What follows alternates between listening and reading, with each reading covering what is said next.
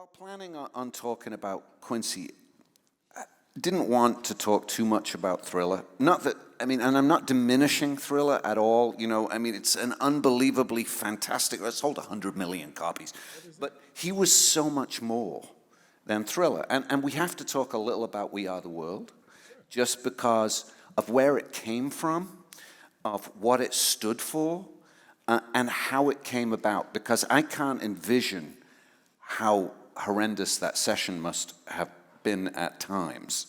What can you tell us about the recording of We Are the World? Well, here's the thing. I mean, we recorded, obviously, the tracks separate of the vocals. I was there, and, you know, Paige and all the other wonderful musicians. But it was not horrendous, because Quincy's mission, the foundation of his desire to do this, was based out of humility.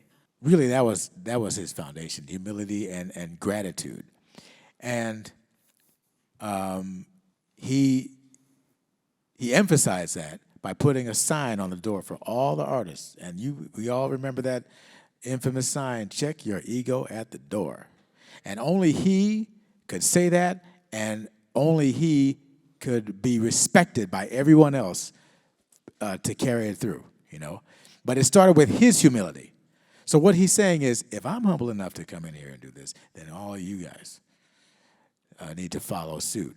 And everyone received that and took it as seriously as he did, and that's why it worked. Now, I know you played on it, right? I think with Louis Johnson, is that correct? And I think it's on it. Yeah, I played piano, and who is JR on it? I can't. JR is on it. Overdubs. Yeah. You did some overdubs on it? Steve did the overdubs. Yeah. Beautiful. Paige did synth stuff. You know. So yeah, it was a wonderful event. Were you in the studio when the vocals were recorded, though? Because I know the track was done before. No. What happened was we did the track. Well, in the making of it, there's two documentaries. The first one was the official one that was kind of narrated by Jane Fonda. That happened shortly after it was done.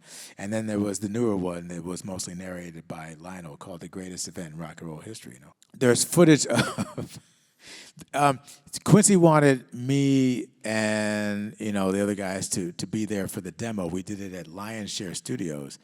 But what we didn't realize was that Lionel and Stevie and Michael were going to show up.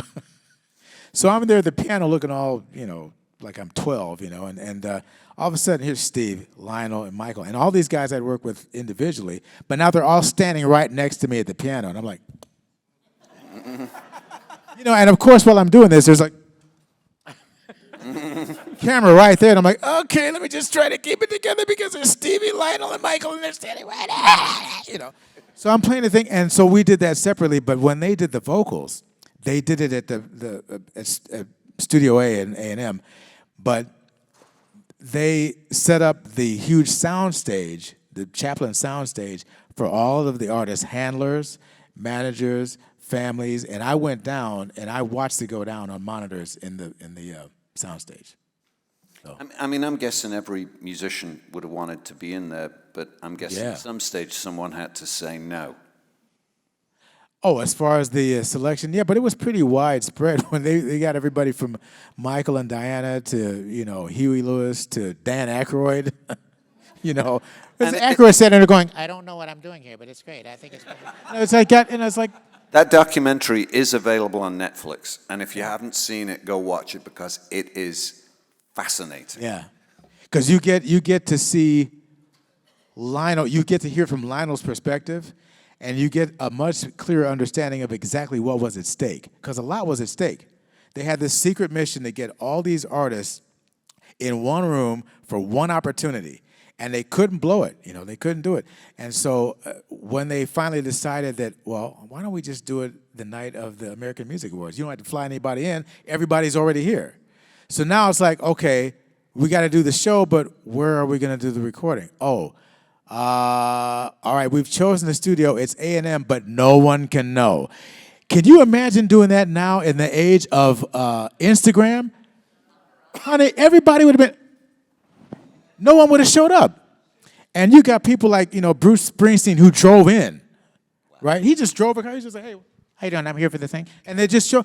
And so they're all showing up right after the award. And by the way, Lionel had, the little pressure of having to host a 3-hour award show, of which he won about half of them. And he couldn't even have time to celebrate because the whole time he's hosting and performing and doing this and that, in the back of his mind is going, shoot, I sure hope these people show up afterwards, man, because they don't know. I got to do this, man. I'm over here. I gotta do thing, man. And all this is going through his head, right? So it really is unbelievable, and that's the perspective you get when you watch this documentary about what he had to deal with. It's really amazing. And if you haven't seen Stevie Wonder impersonating Bob Dylan, you have to. Yeah, that's worth it. That's worth it right there. It's worth the price of admission, right? It is, because Dylan was scared because it's Bob Dylan, but he knows, he's like, look, I might be Bob Dylan, but these are singers. What am I gonna do? So Steve had to literally remind Dylan on how to be Dylan. It was fascinating because it's like there's a choice to make. And he's doing that, right? And like Dylan is standing there, he's going, hey, damn, that sounds like me. That's probably doing. So, yeah, and Steve's like, yeah, don't worry, just go, it's a choice for Megan. You don't have to sing it, right? You don't have to sing. Just be yourself. Just kind of, talk the words. And then he did it. He's like, okay, Quincy, what do you think about this? There's a choice of Megan. And Quincy's like, yeah, that's it. You got it. So that's how that worked. You should watch it, yeah. And one of the funniest lines from the film is when Ray Charles had to use the restroom, and Stevie knew where it was. So,